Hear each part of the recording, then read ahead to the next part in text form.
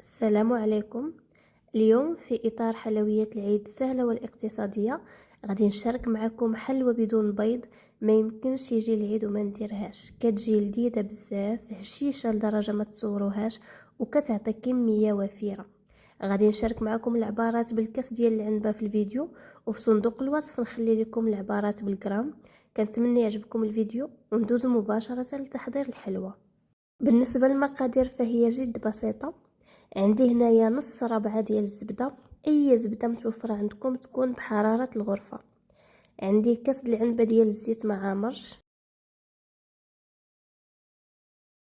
عندي كاس لاروب ديال السكر سنيدة. نص كاس العنبة ديال اللوز محمر ومطحون، مع نص كاس ديال العنبة ديال القرقاع حتى هو محمر ومطحون. قبيصة ديال الملحة، معلقه صغيره ديال الخميره ديال الحلوى ما تكونش عامره بزاف، ومعلقه صغيره ديال الفانيليا. بالنسبه للكميه ديال الدقيق غادي نذكرها معكم خلال الفيديو. اول حاجه غادي ناخذ الزبده، كما قلت لكم الزبده تكون بحراره الغرفه باش كتجيكم سهله في الخدمه. غادي نضيف عليها قبيصه ديال الملحه مع الفاني، الا عندكم الفانيليا السائله حتى هي استعملوها على شله، مع السكر. وغادي نخدم هاد الزبده مع السكر مزيان حتى ينسجموا لي ونحصل على واحد الكريمه.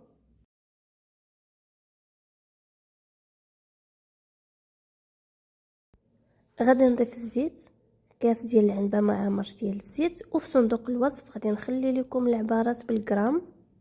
كل مكون كنضيفوه كنخلطوه يعني كنخلطوه مزيان مع المكونات اللي سبقوه.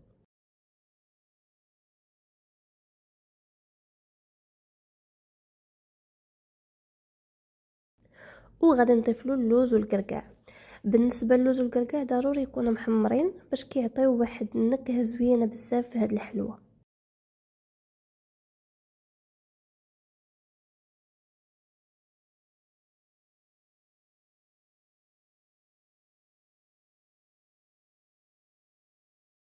بالنسبه للخميره ديال الحلوه فديروا فقط معلقه مع عمرش ديال الخميره. وغادي نضيف الطحين. بالنسبه للطحين غادي ندير دابا 2 كيسان، وغادي نقول لكم بالضبط شحال هزات لي ديال الطحين. هنا درت 2 كيسان. غادي نخلط العجينه، خلطوها فقط برؤوس الاصابع، ما تعجنوهاش ولا تدلكوها.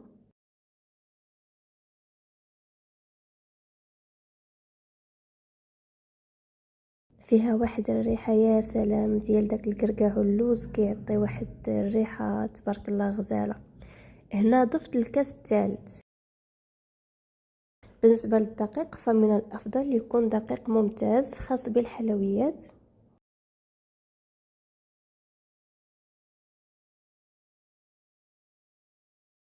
هنا غادي نزيد كاس لاروب ديال الطحين ونشوف الا كنت باقا غادي نحتاج لديك 4 كاس غادي نزيدو، ما احتاجيتلوش ما غاديش نزيدو، على حسب النوعيه ديال الدقيق. يعني يا اما غادي تحتاجوا 4 ديال الكيسان مملوئين من الدقيق، او لا غادي تحتاجوا 4 ديال الكيسان ناقص واحد المعلقه كبيره تقريبا.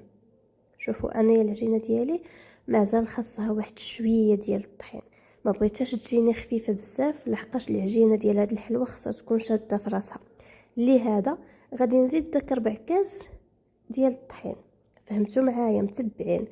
في الاول درنا 2 كيسان، زدنا كاس لاروب، وفي الاخر زدنا داك 4 كاس اللي نقصنا. شوفوا العجينه كيفاش كتكون قابطه في راسها.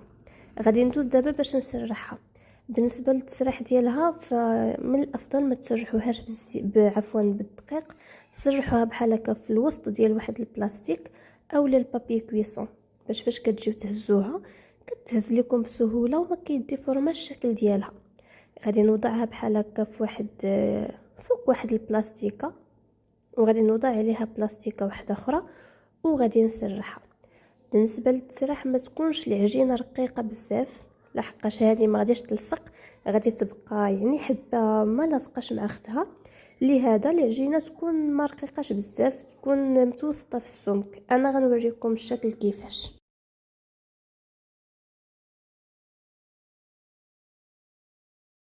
من بعد ما سرحت العجينه خديت بحال هكا واحد السركل باش غادي نقطع.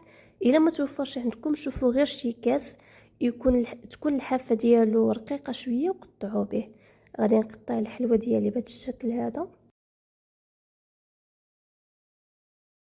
بالنسبه للسمك شوفوا معايا كيفاش كيكون، ما تكونش رقيقه بزاف بحال الشكل ديال الصابلي، لا.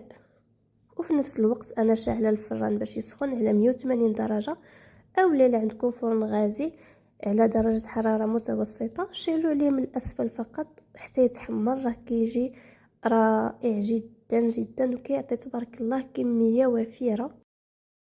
من بعد ما طابت لي الحلوه ديالي شوفوا كيفاش كتجي مذهبه.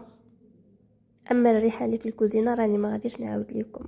كناخذوا اي شوكولا عندكم، ولكن يستحسن يكون شوكولا نوعيه جيده، شوكولاته سوداء نوعيه جيده. بحال هكا كنوضع واحد الدوائر في الوسط ديال الحلوه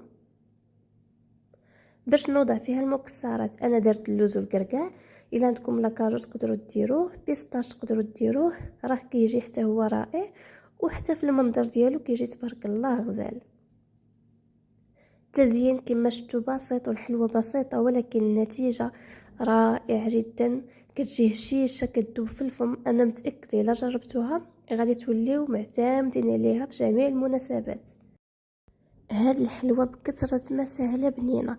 شوفوا معايا الشكل كيفاش كيجي، شكل بسيط راقي، حلوه كتجي بنينه، ما غاديش تاخذ منكم بزاف الوقت لا في التحضير ديالها ولا في التزيين. كما شفتوا زوقناها يعني بسرعه. فغادي نستفها بحال هكا في واحد البلاطو ديال التقديم او لا في شي طبسيل اللي عندكم، وغادي تقدموها لضيوفكم وانتم فرحانين بها. انا غادي نشارك معكم تشوفوا وحده كيفاش كتجي مقرمشه وهشيشه. انا متاكده الا جربتوا هذه الحلوه بالضبط غادي تشكروني عليها. شوفوا معايا كيفاش كتجي، شوفوا الهشاشه، شوفوا معايا.